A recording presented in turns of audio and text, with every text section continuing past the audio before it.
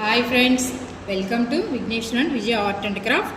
మనం ఇప్పుడు ప్రిపేర్ చేసుకున్నటువంటి వేస్ట్ మెటీరియల్తో మన పాలిథిన్ కవరు ప్లస్ వచ్చి మెటల్ బాటిల్, వాటర్ బాటిల్ ఉన్నాయి కదా, అవి యూజ్ చేసి నేను ఇలా ఫ్లవర్ వాష్ చేసుకున్నానండి. ఇప్పుడు నేను ఇది ఎలా ప్రిపేర్ చేసుకున్నాం అన్నది మెటీరియల్ చూపిస్తామండి. ఫస్ట్ వాటర్ బాటిల్, మనం వాటర్ తాగిన తర్వాత పడేస్తాం కదా, ఆ బాటిల్ తోటి మనం చక్కగా ఇక్కడ వరకు కట్ చేసుకొని దానికి టిష్యూ పేపర్ స్టఫ్ చేసి తర్వాత మనం ప్యాస్టల్ కలర్స్ యూజ్ చేసాం ఇలాగా. నెక్స్ట్ మనం ఈ కలర్స్ పాలిథిన్ కవర్స్ అన్నీ కూడా మనం యూజ్ చేసాం ఫ్లవర్ కోసం. ఫ్లవర్ షేప్ రావడం కోసం మనం ఈ మెటల్ యూజ్ చేసాం. ఈ మెటల్ ఏంటంటే మనం ఇలా ఒక్కొక్క పెటలు కూడా మనం ఇలా షేప్ చేసుకోవాలి.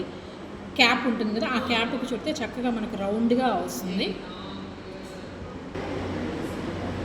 కింద ఈ బేస్కి వాటర్ బాటిల్కి మనం ప్యాస్టల్ కలర్స్ వాడామండి.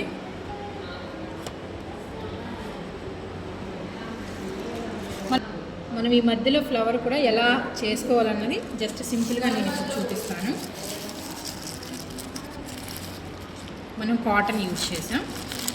కాటన్ యూజ్ చేసి మనం ఇలా మధ్యలో రౌండ్ది దీనికి థ్రెడ్ చుట్టేస్తాం. ఈ మధ్యలో ఫ్లవర్ మధ్యలో ఇలా పెట్టుకోవడానికి. సో ఇలా ఒక్కొక్క పెటలు మనం ఇలా దారం థ్రెడ్ చుట్టేసుకుంటూ వస్తే మనకి ఇలా ఫ్లవర్ అయితే రెడీ అయిపోతుంది.